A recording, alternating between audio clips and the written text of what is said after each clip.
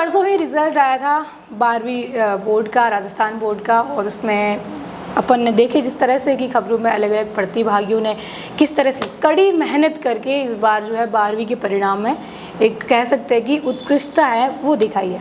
तो हमारे साथ भी आज एक ऐसी ही प्रतिभा है जिन्होंने 12वीं में अपना जो है जालोर जिला आर्ट्स संकाय में टॉप किया है। इनका नाम है ओम प्रकाश और इनके पास परसेंटेज बने हैं 97.80 यानी कि 97.80%, लगभग 98 के करीब ही थे आप। तो सबसे पहले तो आपको बहुत बहुत बधाई। कैसा लग रहा है? थैंक यू, बहुत अच्छा लग रहा है मुझे। अच्छा लग रहा है, मतलब 12th में ही बना लिए थे हैं? अच्छा लग रहा है, बहुत अच्छा लग रहा है। किस तरह की क्या पढ़ाई की, मतलब 12th था ये तो बच्चे सीरियस रहते हैं कि हाँ बोर्ड है, बोर्ड एक डर रहता है, ऐसा कुछ था? ज़्यादा नहीं था क्योंकि रेगुलरिटी थी, कंटिन्यूटी थी, तो ज़्यादा डर नहीं था। अच्छा, स्टार्टिंग से ही पढ़ाई के लिए थोड़ा स्टार्टिंग में बेस बनने के लिए टाइम लगा था, लेकिन धीरे धीरे सेट हो गया।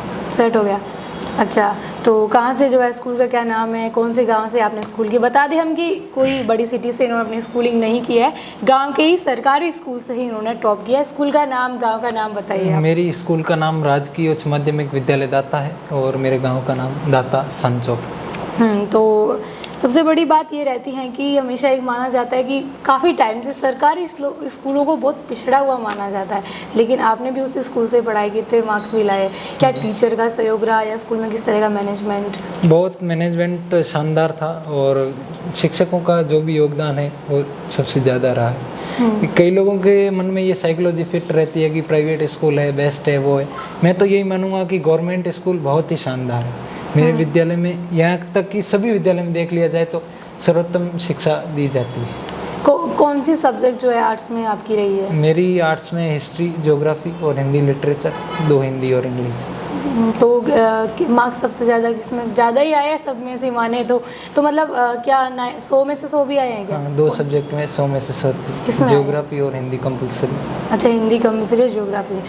सारी पांचों में से आपको कौन सी अच्छी लगती है सब्जेक्ट? मुझे ज्योग्राफी अच्छी लगती है। ज्योग्राफी अच्छी लगती है स्टार्टिंग से भी। कितने घंटे की पढ़ाई ओम प्रकाश की आपने? मैंने रेगुलर मैं बताऊं तो आपको 7 से 8 घंटे पर डे 7 से 8 घंटे। हाँ। अच्छा, मतलब स्टूडेंट का एक रहता है ना, कोई होया कि सुबह जल्दी 4 बजे उठ करके पढ़ेगा, कोई रात को लेट तक पढ़ता है। आप टाइमिंग की जो फिक्सिंग है वो कैसे नहीं, करते वो हो? फिक्सिंग नहीं था मेरे मतलब ऐसा लगता था कि अभी मुझे मन है तो मैं लेट नाइट तक पढ़ता था, और ऐसा होता था कि अभी मन नहीं है, माइंड चीज़ें नहीं पकड़ रहा है, तो मैं सुबह को जल्दी उठ जाता था। अच्छा, सुबह जल्दी। कुछ कोई एक्स्ट्रा कोचिंग ट्यूशन कुछ नहीं, कुछ नहीं। पहला स्कूल था, दूसरा घर।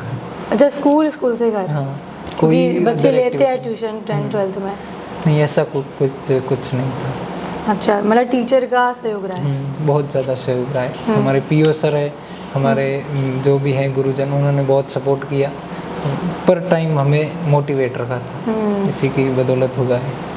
आपको पता होना चाहिए कि आप उस जगह से आते हैं जहाँ की जो लिटरेसी रेट है, साक्षरता दर बहुत कम है राजस्थान के अंदर, जालोर की अगर माना जाए तो धीरे धीरे ये मेरे को लग रहा है कि ये बढ़ जाएगा। क्या लगता है आपको? बिल्कुल, अगर इसी तरह चलता रहा तो ज़रूर बढ़ेगा, क्योंकि अभी धीरे धीरे कंपटीशन बढ़ता जा रहा है, लोगों में अवेयरनेस आती जा रही है पढ़ाई के लिए। हाँ, तो इसलिए कोई भी ये नहीं चाहता कि गार्जियन ये नहीं चाहते हमारे बच्चे नहीं पढ़े ये चाहते हैं, तो धीरे धीरे साक्षरता दर जरूर बढ़ेगी।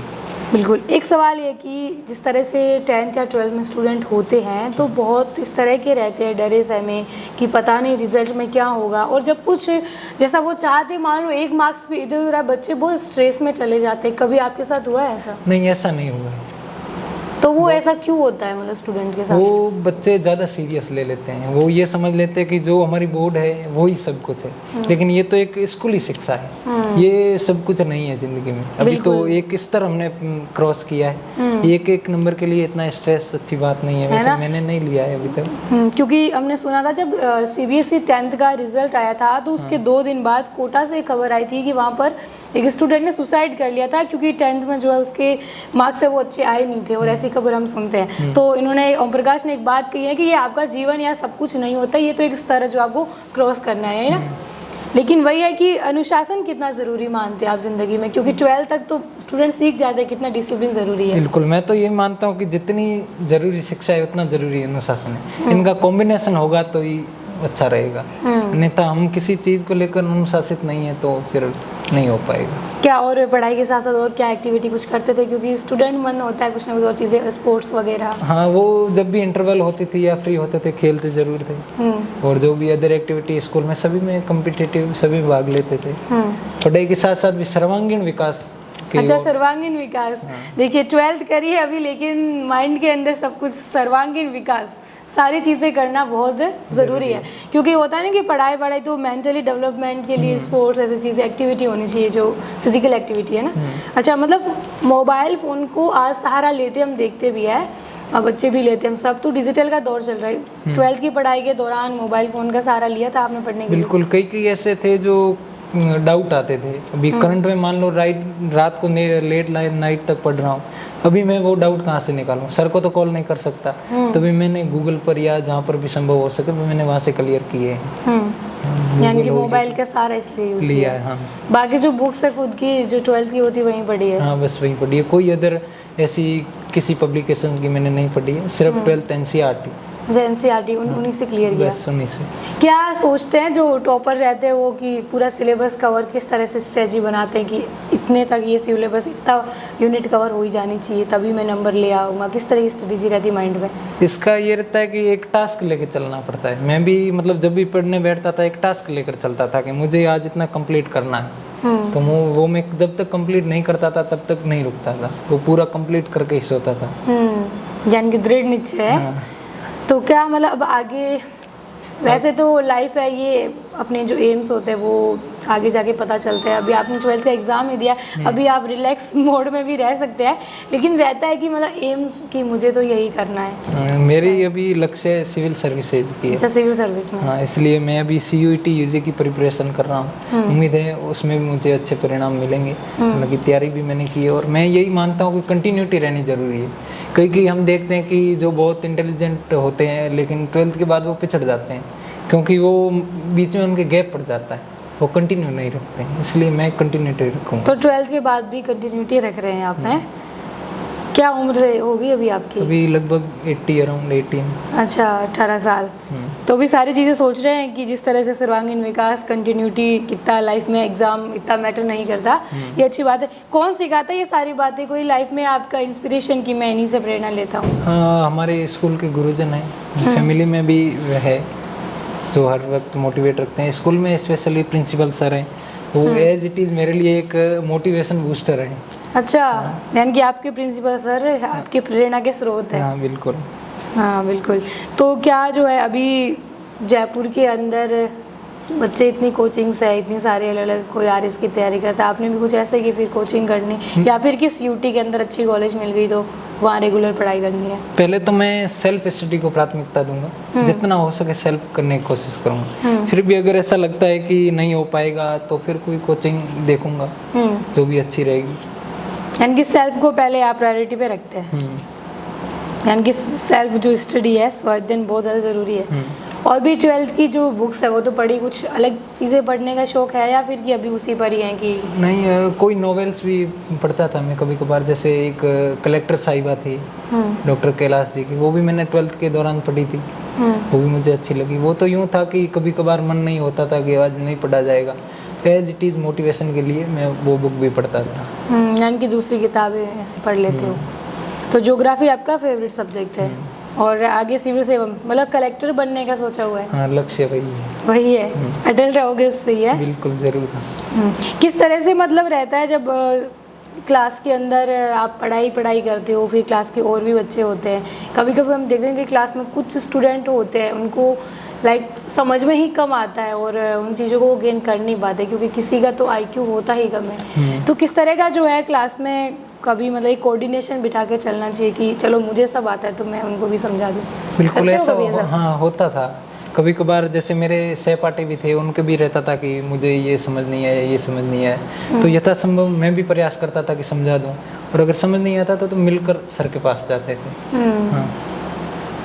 मतलब क्या ऐसे ब्रेव वाला रखते हो नेचर या कैसा? नहीं, ब्रेव नेचर ही रखते हैं। चश्मा कैसे लग गया, पढ़ के? हाँ, पढ़ के तो नहीं कह सकते, लेकिन नेचुरली लगा है। नेचुरली लगा है। अच्छा, आपके ही एज के जो आजकल बच्चे हैं वो बहुत ज़्यादा टाइम वेस्ट करते हैं mobile phone, video games, reels, क्या कहना चाहेंगे? ये तो एक समय की बर्बादी है। हालांकि मेरे पास भी मोबाइल फ़ोन है, लेकिन मैं भी उसे बंद करने की सोच रहा हूँ, क्योंकि इसमें देखते देखते घंटों बीत जाते हैं, पता ही नहीं चलता है ना। स्क्रॉलिंग चल रही है 2-3 सेकंड की, शायद याद भी नहीं रहता है कि आपने क्या देखा पूरे आधे घंटे में। बिल्कुल। तो ये एक समय की बर्बादी है। मैं कोशिश करूँगा, मैं भी बंद कर दूंगा, और मैं आगे आने वालों को भी यही गाइडेंस दूंगा कि जितना हो सके पॉजिटिव यूज़ लो, नेगेटिविटी बिल्कुल भी नहीं रखनी चाहिए। जितना हो सके कि हमें ये हमारे यूज़ आए, हमारा टाइम बर्बाद ना करें, तब तक उपयोग करें। क्या कुछ जो है इतने आपने पसंद चलो लाए, पूरी ओवरऑल सफलता का श्रेय आपने अपने प्रिंसिपल और उनको तो दिया ही, घर वालों को भी देते हैं? बिल्कुल। घर वालों को किस तरह से जो है सपोर्ट रहा? घर वाले जब भी मिलते थे मोटिवेट रखते थे, जब भी के पढ़ना है बेटा, पढ़ना है, हर वक्त जो भी मिलता था। मतलब आज तक मुझे जो भी मिला है, कभी किसी ने गलत सलाह नहीं दी है। जो भी मिला है अच्छी सलाह दी है, अच्छा बताया, मोटिवेट किया है। फैमिली में भी हमारे आइडियल हैं कई, उन्होंने भी मुझे मोटिवेट किया है, बहुत सपोर्ट कर रहे हैं। यानी कि सबको साथ लेकर के चले हैं। आगे कलेक्टर बनने का आपका ड्रीम है।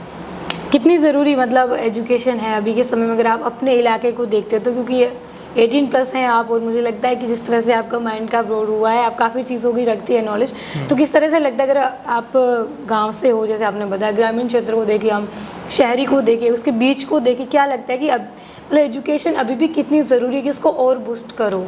ग्रामीण क्षेत्रों में अभी तक एजुकेशन की आवश्यकता है, और लोगों में अवेयरनेस कम है। लोग करते हैं कि बच्चे 12th पास करते हैं, या तो उन्हें कोई काम धंधे पर भेज दिया जाता है, या फिर वो दिहाड़ी करते घूमते हैं। जबकि कई मैंने ऐसा भी देखा है, बहुत प्रतिभाशाली होते हैं, और फिर परिवार की स्थितियां सही नहीं होती है, इस कारण गाइडेंस भी नहीं मिल पाती, गाइडेंस भी नहीं मिल पाता है, और कभी कभार बच्चे स्वयं ऐसा तय कर लेते हैं। तो ग्रामीण क्षेत्रों में तो पिछड़ापन है, अभी तक सुधार की ज़रूरत है, क्योंकि प्रतिभाएं बहुत सारी है। बिल्कुल। तो ये थे हमारे साथ ओम प्रकाश, जिन्होंने अपना जो डिस्ट्रिक्ट है वो टॉप किया आर्ट्स के अंदर। जब 12वीं का रिजल्ट आया तो उस कैटेगरी में इनका नाम सबसे ऊपर था। जब अखबार में दूसरे दिन सुबह फ़ोटो आई तो इनका जो नाम है वो सबसे पहली लाइन में था, इनकी फ़ोटो के साथ, कि इन्होंने टॉप किया है हमारे साथ ही। तो जिस तरह से बातचीत की, हालांकि लगता है कि इन माइंड से काफ़ी जो है चीज़ों को लेकर के अवेयर है, माइंड काफ़ी ब्रॉड सोचता है हर चीज़ को लेकर के।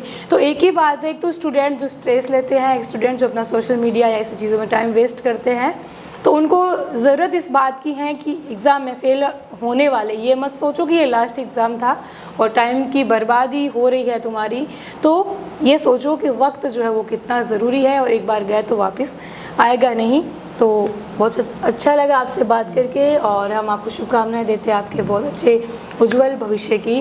तो आप जुड़े रहिए हमारे साथ। अगर ऐसी ही प्रतिभाएं जहाँ कहीं भी हमें लगता है हम उनको हमारे साथ जोड़ते हैं और आप तक पहुँचाने की कोशिश है, वो भी करते हैं। शुक्रिया।